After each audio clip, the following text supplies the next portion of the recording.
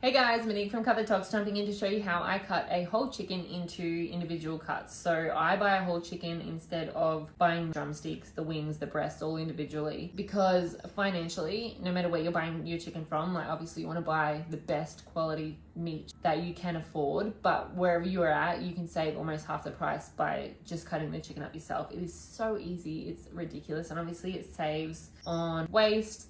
You know, you're not buying all of these individual pieces wrapped up, all that plastic that's going into landfill.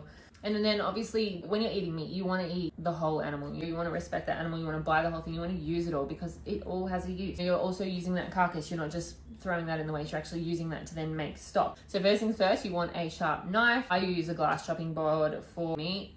You don't want to be using any kind of wood chopping board. You don't want that to seep in, cause problems or make anyone sick. And then I know that when I'm cutting on it, I'm not cutting out little plastic shavings if I'm using plastic chopping boards. First thing I like to cut off are the wings. So stretch the wing out and basically look for the armpit and then just cut into there enough to expose the ball joint.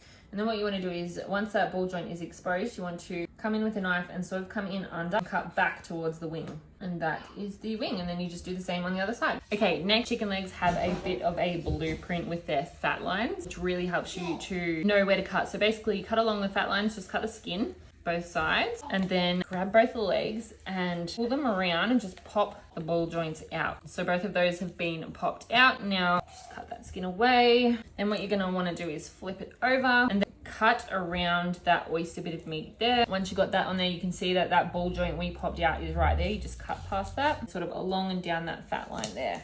And that is Maryland. You just do the same on the other side. And then the chicken breast. So just turn it over and you can see the fat line along here. This is where the wing came out. This is where that oyster bit of meat was. Cut along that fat line on the breast side of the fat line. And then you'll be able to feel with your knife where that rib cage is. That rib cage sort of curves around. You just follow that along. And because it is super flimsy, move it around to where you need it. Cut down, you can see there the wing was. See the wishbone there. Literally just cut along, you flip it over and do the same on the other side. Just try and get as much of that meat on there as possible. It doesn't matter if a little bit of meat is left on the actual carcass if you're going to be using that for stock. So once you've cut down the majority of that, then you can pretty much take out any frustrations of the day and just rip that carcass away from the breast. And then you've got the two chicken breast skin on. There is a little bit of cartilage in the middle of the two chicken breasts, so you just want to cut that out. Just add that to your stock when you're making it. And then you've got your two chicken breasts. I normally take the skin off to begin with. If you like the skin on, you want to cook it with the skin on, that's fine. Really easily just rips off, and I just add that to my stock with the carcass, that little bit of cartilage that came out of the center of the breasts. I also put the wings in the stock because we don't eat the wings in this house. If you do eat the wings and you don't eat the tip, you can quite literally feel for where that joint is from the tip, and you can cut that tip off and use that in your stock and keep the rest. And then if you want to separate your drummies from your thighs, you just turn them over. Again, it kind of tells you where to cut. There's a fat line there. If you go just on the drum side of that fat line and cut down, you should almost always miss that joint and separate that cutlet. And the drummy is super easy. At this point, take the skin off, cut the bones out, and use all of that in the stock. And then I can freeze the meat.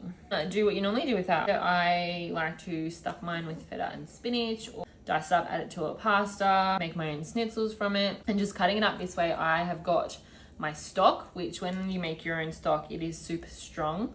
The store-bought stock is very watered down. So when a recipe calls for the stock, I literally only use half the amount of stock and then I add in the rest water. So you're saving that way as well. And the meat that I'm left with feeds 2 adults and 2 kids, depending on how far you make it go. But for us, I can do 4 to 6 meals. So financially, it really is a no-brainer to buy a whole chicken as opposed to the individual cuts and save so much money. It really doesn't take that much time, and if you had a better knife than I do, it will take you even less time. If you need the chicken stock or chicken broth recipe that I use, just reach out. But yeah, super easy and so worth doing.